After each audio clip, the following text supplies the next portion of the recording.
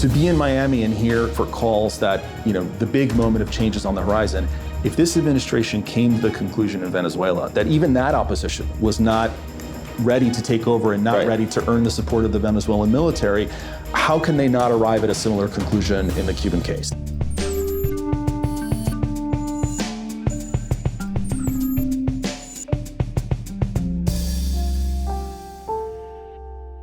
Hello and welcome to GZERO World. I'm Ian Bremmer, and today we are talking about Cuba and how the communist island nation came under President Trump's crosshairs. As with all things Cuba, we'll talk about how the country's fate is also deeply tied to the 2.4 million or so Cuban expats in the United States, many of whom make up President Trump's Republican voting base. A recent Miami Herald poll, for instance, found that 79% of Cuban Americans support some kind of military intervention in Cuba, and that about the same percentage said they would be unhappy with an economic solution that keeps the regime in place. That may mean trouble for President Trump, who is leaning towards some kind of economic deal. Joining me to talk about all things Cuba, a University of Miami historian and Cuba expert, Michael Bustamante. But first, a word from the folks who help us keep the lights on. Funding for GZERO World is provided by our lead sponsor, Prologis, and by Cox, a family of businesses. Additional funding provided by Carnegie Corporation of New York, Ku and Patricia Ewan, committed to bridging cultural differences in our communities, and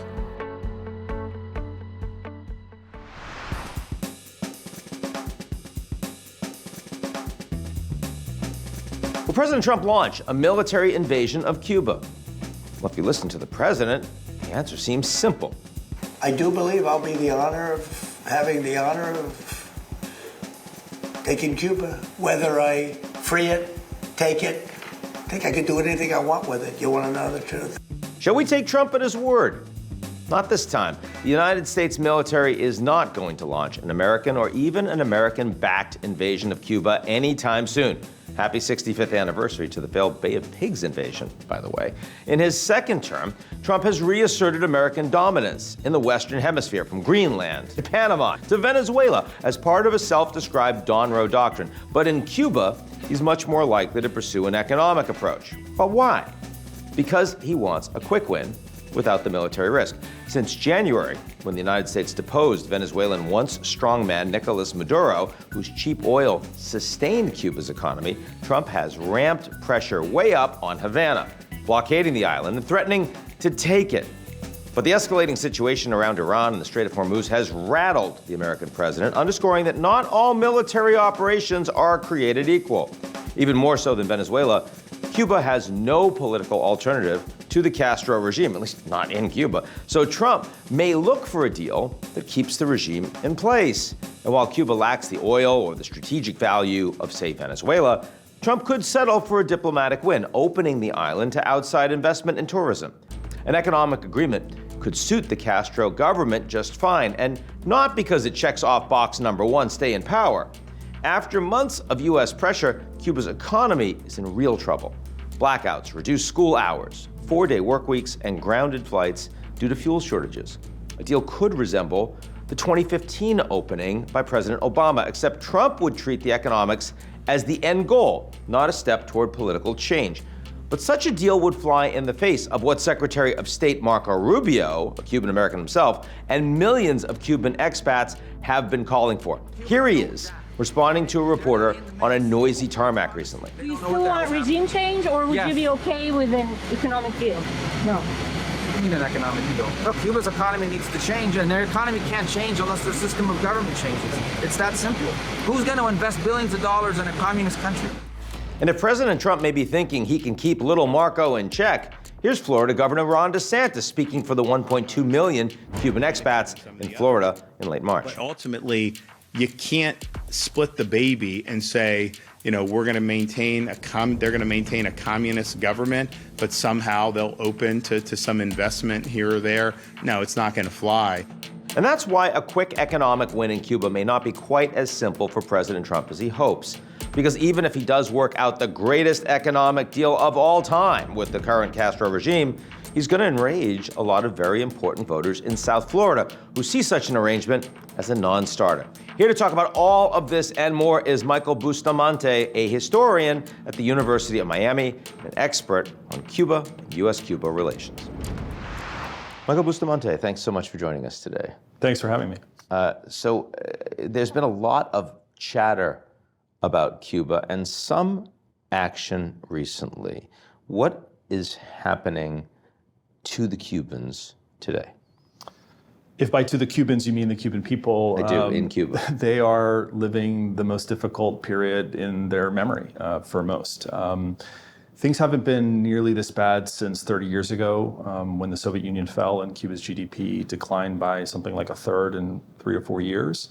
On a percentage basis, Cuba's GDP in the last 5 years hasn't declined nearly as much, but the Cuban economy never recovered to where it was in 1989, and so this crisis feels in the minds of most Cubans much worse than even what they went through in the 1990s.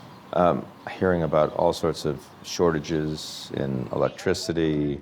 They don't have fuel, so I mean the buses aren't running. They're not picking up trash. I mean, how much?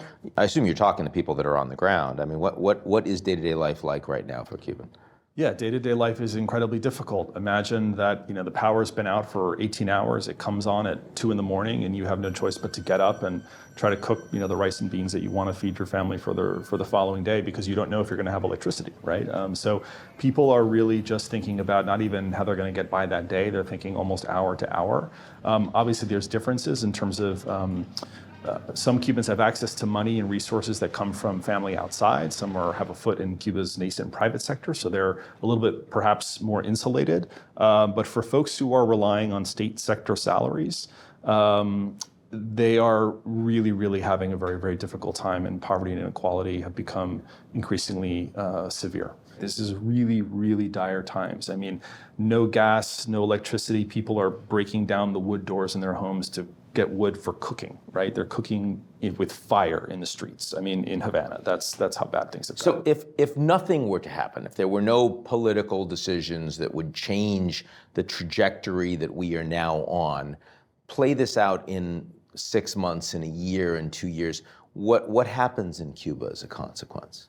On the one hand, you would expect that as things get worse, people are going to get more and more frustrated, and you would see some kind of civic unrest. And maybe that is, what would happen. We've seen in recent weeks, people going out on their balconies at night and banging pots and pans in a kind of collective signal of protest. But whether we would get anything bigger, sort of a taking of the streets, right, in sort of a mass scale, that's, I think, an open question. And part of the reason it's an open question is because people are so exhausted. They're, as I said, just trying to get by every day. And Cuba has lost a tremendous amount of people to migration in the last few years. The estimates vary, but between 1 million and 2 million Cubans have left in the last 5-6 years. It's the largest exodus ever. So who's left? Out of 10, basically. Originally out of 11, right? Yeah. So they've lost more than 10% of their population. So it's, more Cubans have left in the last 5 years than left in the immediate wake of the Cuban Revolution, not just in terms of absolute numbers, but as a percentage of the population. So it's seismic. So who's left, right, to sort of fuel that protest movement? Cuba also has an aging society. It's one of the oldest countries in Latin America because the people that leave tend to be young. So, you could see a situation where this plays out and does lead to some kind of instability or civic, unrest or protest on a mass scale. But you could also just see this kind of wither into just a really, really dark place. Now, I know it's hard to assess this, but to the extent that the Cubans are blaming someone, how much are they blaming the Cuban government, and how much are they blaming the United States for the hardship? I think many Cubans I know,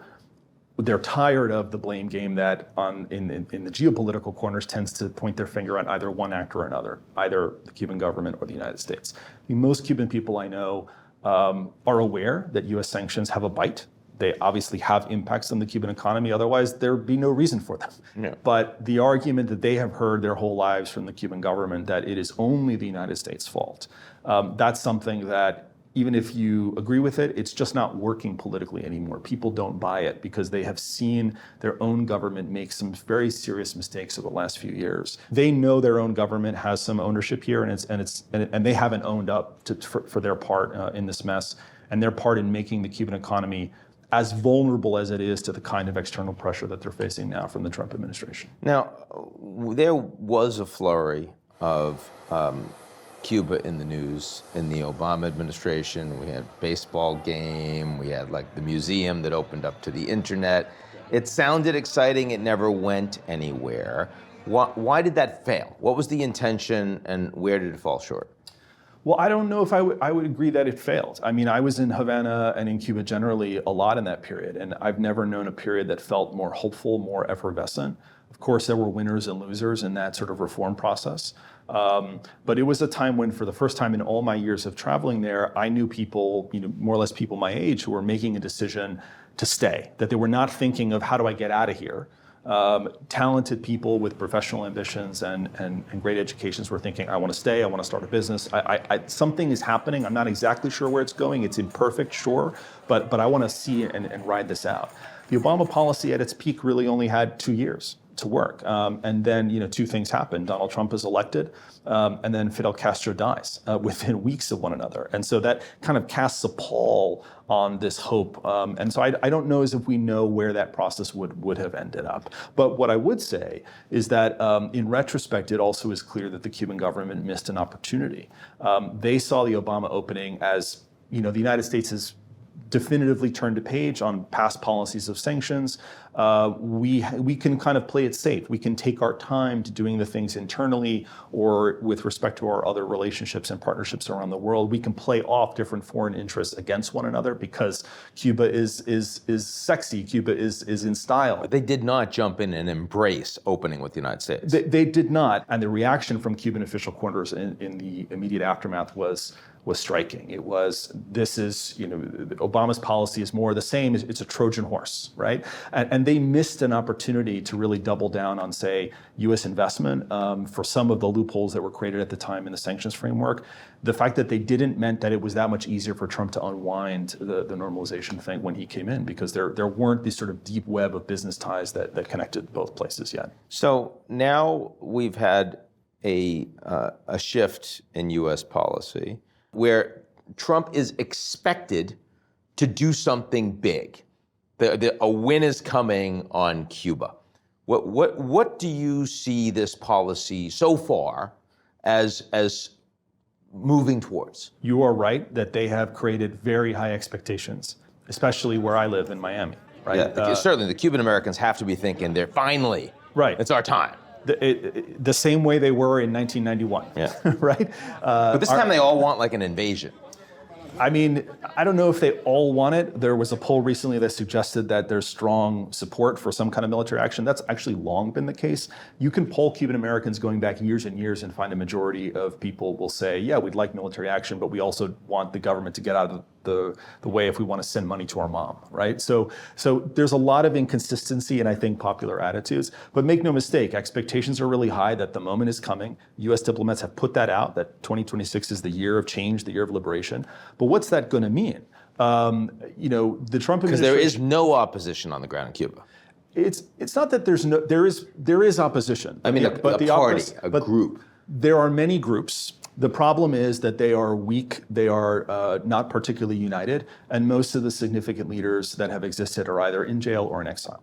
So this is not anything like the Venezuela case, where you had a very well organized opposition that, despite its own history of fractiousness, came together around the 2024 election and really won that election, I think has been shown. And then a lot of them ended up in jail and in exile. Correct. Yes. But at least in that case, there is, I think, a plausible case that you could make that there is a political force that is not just ready, but willing and able to sort of take over in the event that the existing state somehow just falls. In the Cuban case... Now, that is not a case that the Trump administration is making, by the way. That is not a case that they're making. But and I think that's what's more striking, that to be in Miami and hear for calls that, the big moment of change is on the horizon. If this administration came to the conclusion in Venezuela that even that opposition was not ready to take over and not ready to earn the support of the Venezuelan military, how can they not arrive at a similar conclusion in the Cuban case? Assuming they probably are, right? I think the suggestion, there's been conflicting reporting and conflicting signs because the politics on this are so difficult for the Secretary of State. It's clear the governments are talking. Who is Cuban American. Who is Cuban American. Yeah. The governments are talking.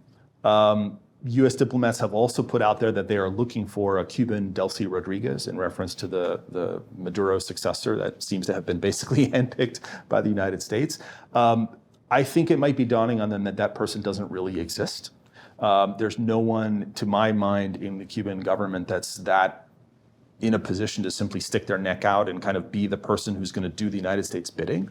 And so what does that leave you with? And then you add in that you don't really have an opposition. So your options seem to be limited. Even if you can somehow decapitate, the high ranks of the Cuban state, you're going to have to deal with some remnant of that government that can keep stability, because this administration does not want total instability 90 miles from its shores that could lead to things like another mass migration crisis, right? That would be their worst nightmare. So the expectations that have been created for big political change that goes all the way, root and stem political reform versus some of the hard realities, that's where the rubber meets the road, and that's where I think the outcomes here might disappoint some of the expectations that are sky high in Miami. There's certainly been, depending on when you listen to Trump on this issue, there's been a focus on a lot of deals you can do.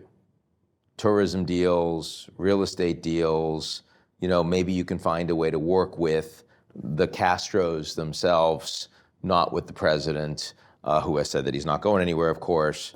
And then, you say that's a win. You paint that as a win. So two related questions. One, do you think that's where the Trump administration is actually now heading? And two, if it is, what are the implications of that? It is really hard to know if that's where the Trump administration is heading. I think, all things being equal, I could certainly see Trump himself being perfectly fine if that's where this ended up. Yeah. But they have a problem in that Trump himself has said also repeatedly that part of the reason he's so interested in Cuba is because he's had wonderful Cuban Americans who have supported him. He's appointed many Cuban Americans to diplomatic posts. He has a Cuban American as Secretary of State, and so and seems to want to do right by them in some way, whatever that means. And that do right by them, for as most Cuban Americans would define it, is not simply having the opportunity to go participate in a hotel venture. And so that's where Trump's kind of deal-making instincts may conflict with some of the domestic political pressure that he's going to get from a place like South Florida. On the other hand, if they are able to craft a deal, as has occasionally been reported, that is basically about economics, and by the way, the Cubans have signaled that they'd be pretty comfortable with that. Their red lines are: don't tell us how to run our political system, don't tell us who to let out of jail. But even if part of the Trump White House is willing to go there, the consequences for someone like the Secretary of State, I think, are significant in terms of his future political ambitions, in terms of electoral support for future Republican candidates in Florida, right? So that's where there's a disjuncture here. Okay, but Trump doesn't care that much about that, right? I mean, like if I'm thinking about Trump wanting a win on the back of Iran, which has not gone well. Yeah. On the back of Venezuela, that has, and those two experiences have been very, very different in terms of level of ambition, yes. Right? Then, why wouldn't he take that? And from his perspective, it's another win. It's another war that he gets to say is essentially over, that he's resolved. He might very well, and I have no doubt. Do you think that, or you don't think that? I think Trump might be willing to take that deal any day of the week. I think there are other parties in the administration who also would be, as long as there is, as part of that, some kind of at least superficial political signal, maybe a little bit more than superficial. The Cuban government, say, lets out a number of political prisoners in jail, doesn't commit to democratization overnight, but makes some gestures in the same way that the Delcy Rodriguez government has done in Venezuela, right? But largely, you keep the picture of the state, the same. That might be perfectly sellable for Trump, for many parts of the White House. The question I have, and Rubio himself might be forced to do that if that's what Trump wants.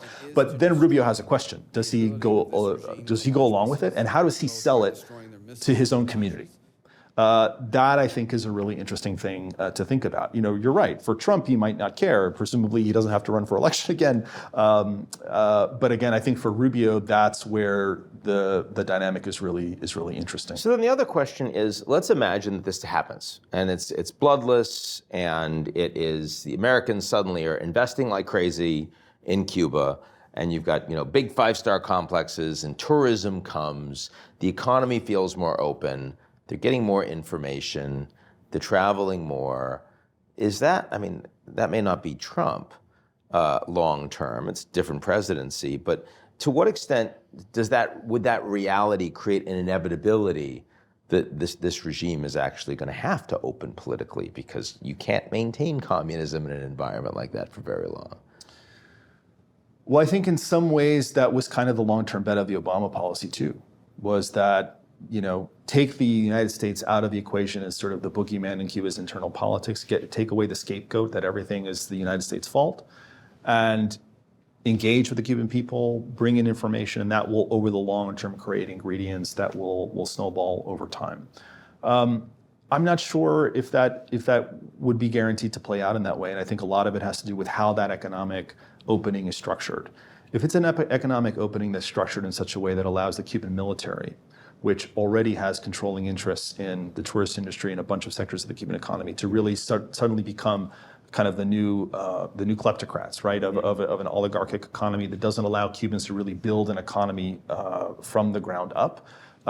There's no reason that kind of opening would necessarily have to lead to political opening. I think if an economic opening is really from the ground up, it's going to require the Cuban government also to make enormous changes in how they structure their economy.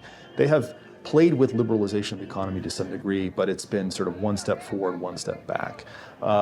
They really have yet to signal that they get that their own economic model is broken. Final question for you. Trump, looking at the world today, is wanting to make change in Cuba as a priority the correct political impulse for this administration? In some ways, it seems a surprising impulse, given kind of the deal-making impulses, given the comfort that this administration has with dealing with autocrats in lots of places around the world, given that this is an administration that could easily cozy up to the current Cuban government and get a hotel deal out of it if they were smart. I've long thought that the smartest thing Havana could have done from their own self-interest point of view back in 2017 was offer Trump a little island off the coast of the main island, right? Small price to pay for what they're going through now. But I think for Trump, it's also about symbolism. I think this is, to be able to say, hypothetically, selling whatever deal comes out of this as, I was the president who did the thing that no other president did. That goes straight to, I think, his ego. Yep. And so I think Cuba is attractive to the president, not because of natural resource wealth. There's some oil, there's some nickel, but this is not Venezuela, right? It doesn't have the strategic implications of Iran. This is about the symbolism of communism, right? And being able to say that, we planted the flag and defeated that thing that no one else could, even if defeat really isn't defeat in so many ways. So I think for him, the symbolism part is probably how this is being sold to him, is why he should even care at all. Michael Bustamante, thanks for joining us today. Thanks for having me. That's our show this week. Come back next week, and if you like what you've seen, or even if you don't, you have your own Caribbean nation in your crosshairs looking at you, Dominica. Why don't you take a moment to sign up for our most excellent newsletter? It's called GZERO Daily.